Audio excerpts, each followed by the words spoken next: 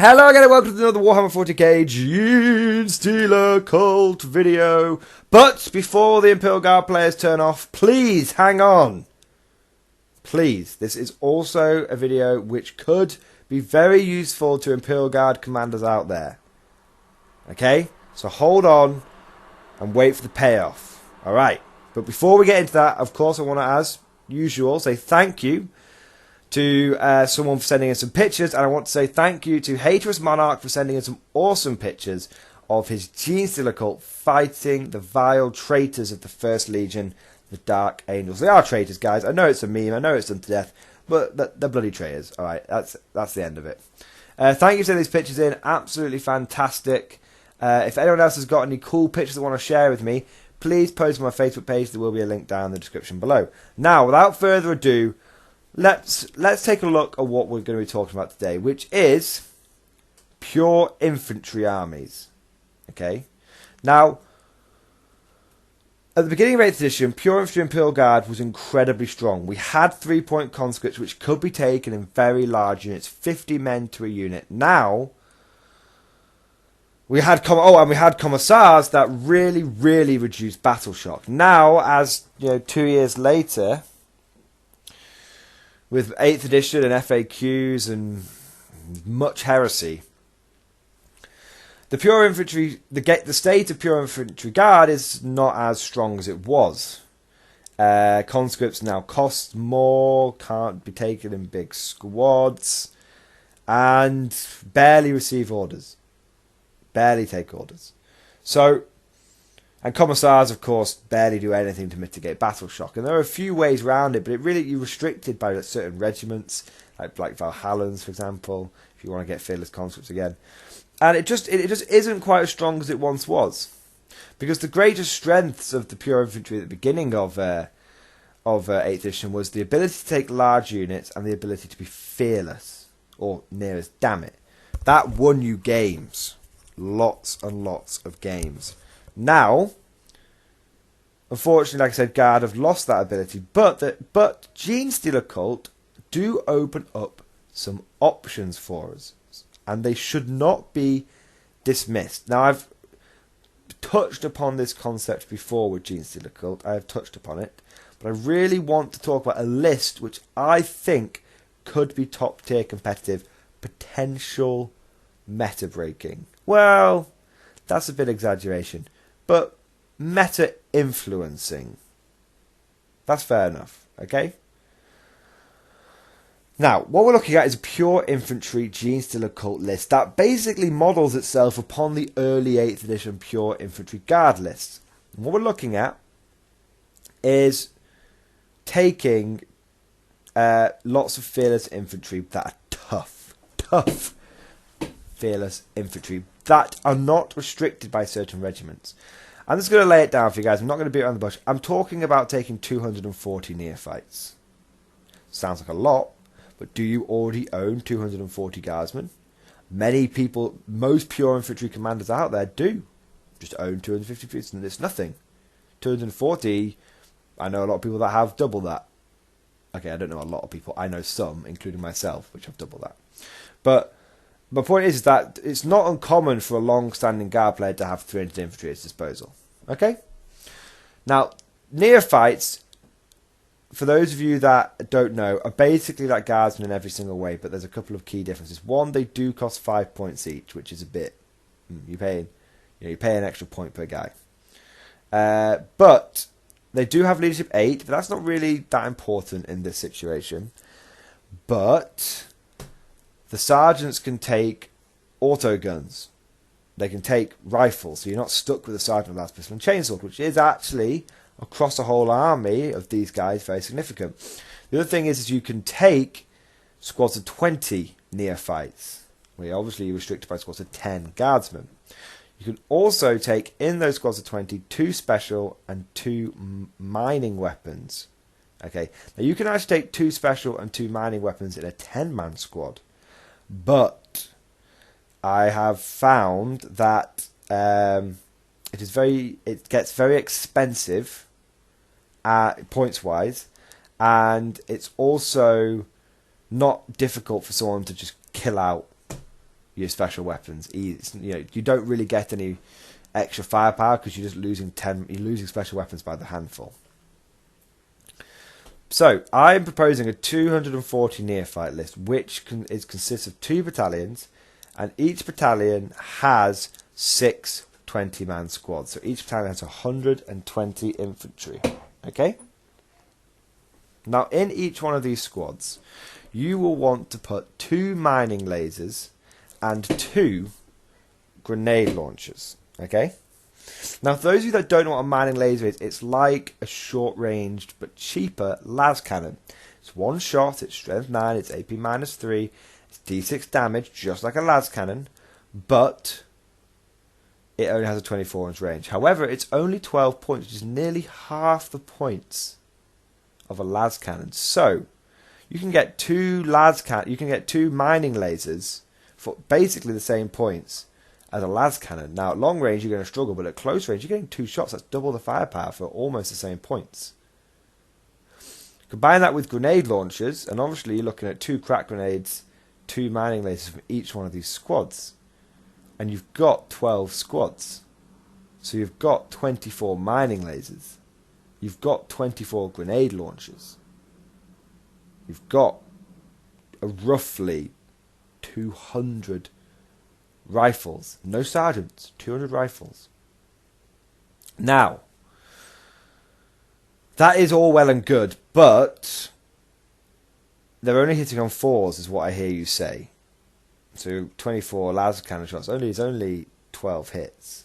Yeah, I understand what you're saying. However, and also no orders. That is true. That is true. However, Gene Occult can offset that, because they can take a Jackal Alphas, which is the sniper lady on a dirt bike. And what she has is an ability which allows you to pick an enemy unit and you get +1 to hit against it. The Tower are very jealous of this ability. It's like getting a full whack marker light for free within 36-inch range. Okay, so suddenly all these mining lasers are hitting on 3s, which is big, very big. That is huge. Now also, I hear you say, but you're taking 20-man squads, which means overkill could be a possibility. Well, yes and no. Taking 20-man squads does open you up to the risk of, if someone does 11 wounds to you, you lose 11 guys rather than losing 10 guys from a 10-man squad. True. But the way you counter this is by taking Acolyte Icon Wards, who give everyone within 6 inches a 6-up feel no pain. Right? Now, we're talking about 2 battalions, and each one of these battalions, you've got a Patriarch for fear, who's got a big base, who covers you on the psychic front. He gives you fearlessness. He's tough as a warlord, so he's good at denying warlord. And then you've got a Jackal Alpha, which is giving you +1 to hit. And then you've got an Acolyte Icon Ward, which is giving you a 6-up feel no pain. And if somehow your Patriarch gets taken out, it lets you re-roll morale checks. So, that's potent. Think about those 3 characters in a bubble, in a blob of 120 neophytes. And because you're taking 20-man squads, it's also very easy to conga line people back and to get everyone in range of those buffs. That's incredible. Now, the manning now that's the core concept of the list. That is pure infantry 8th edition. Early 8th edition made manifest. That's a return to the glory days, guys. Fearless units, big squads, lots of heavy weapons, go big or go home. Nice. Now this is where it gets interesting. The hardest part of this process is picking what cult trait to take. Because you could take Bladed Cog, which means you can move and shoot all those mining lasers with no penalty. They ignore penalties for moving and shooting with heavy weapons. That's very nice. They also get a 6-up invulnerable save, which is a big deal, because one of the big weaknesses of this list is Imperial Knights, potentially. Because we're looking at, with Chaos Knights incoming, people are going to be potentially taking twin Gatling cannon Chaos Knights. That's going to start churning up your Neophyte blobs very quickly. But if you've got a 6-up Feel No Pain, not 6-up Feel No Pain, 6-up Invulnerable save, that's a big deal. That's 16% less damage. Everyone gets a save of some kind. Over the course of a game, that's going to stack up very quickly. You could take Hive Cult. This would fit in fluff-wise with the military aspect of the list, based on Imperial Guard. Also gives you access to the Warlord trait, Chilling Efficiency. Not Chilling Efficiency, Hive Lord, which lets you get reroll ones to hit, and it gives you access to the Stratagem Chilling Efficiency, which is like caging overlapping fields of fire. So you could, if you take Hive, it stops your infantry from getting tied up, because a big weakness in this list is people tagging multiple 20-man units and then them not being able to do anything. Hive Cult can fall back and shoot at -1. It is admittedly at -1, but it's better than nothing. So you could have, your enemy might try and tie you from combat. Your guys just fall back, -1 to hit. You put the Jackal Alphas on, the back up to hit on 4s. You put Chilling Efficiency on something, and you're hitting on 3s after moving, which is just like Bladed Cog. So you get one of their benefits whilst also being Hive Cult, which is great. If you really want to reduce damage by a lot of small arms, then you should consider the Rusted Claw, because that means anything that's AP minus dash or AP minus nothing or AP minus 1, you get +1 save against, which means you essentially ignore AP minus 1, and against anything that doesn't have an AP value, you're getting a 4-up save across your whole army. 4-up save with a 6-up Feel No Pain? That's nasty. You scrounge the points up, which I think is perfectly possible, and fit in an Age defense line, and you're looking at an army of guardsmen with a 3-up save. That's nasty. I'm not sure Pauper Princes do much for you. I'm not sure Twisted Helix do much for you. You could do. I don't know. I've not looked into it that much. I'm looking at this from a shooting aspect. But I think this is potentially very, very powerful. It's definitely it has one list which it's kind of weak against, which is the Repulsor list. But if it went first, I think it would win quite easily. What you have to remember with the Repulsor list, guys, is where someone takes 4 Repulsors and Gilliman, and therefore all the Repulsors are rerolling all hits, rerolling all wounds, and they've got like 30 shots each. They could kill like 100 Neophytes in one go. That is true. But there are ways you get round that. You take an Aegis potentially.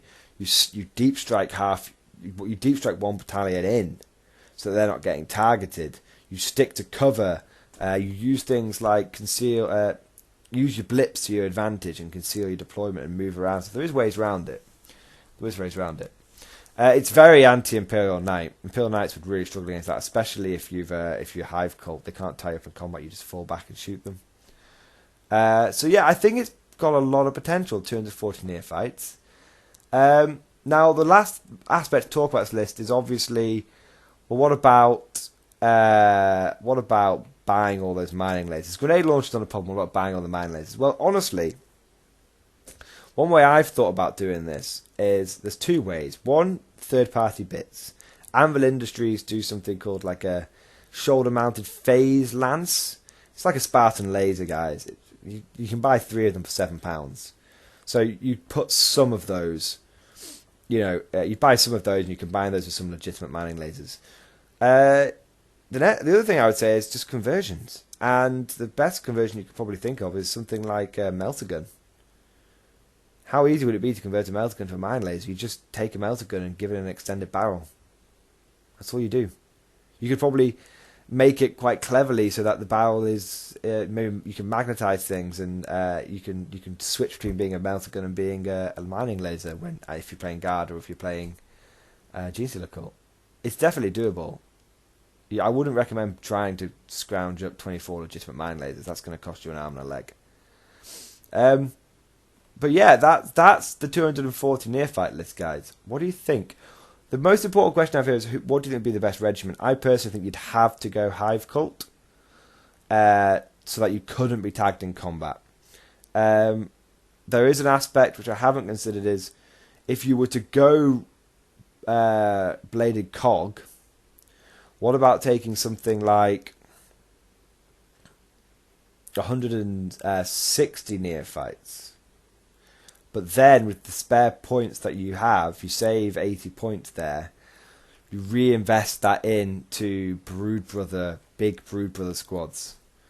And you might be able to fit in a Brood Brother battalion, and just take some bare bones Brood Brother squads, or some Brood Brother squads with a couple of grenade launchers, and I think 2 grenade launchers and las cannon is cheaper by 4 points than 2 mining lasers grenade launchers.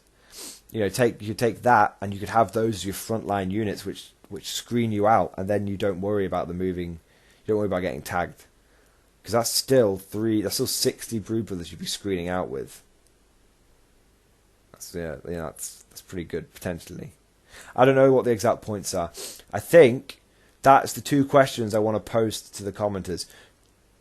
Go Hive Cult, or drop some Neophytes and take Brood Brothers and have screens and go Bladed Cog. Okay, or Rusted Claw. What do you think is the best thing? What do you think of the list in general? What do you think? This is the second big question. What cult trait do you think would be the best one to go with? You can mess around with the list, but really, when it comes down to it, what cult trait do you think is the best one to go with? So thank you guys for listening. Hope you enjoyed this video, and of course, I'll see you guys next time.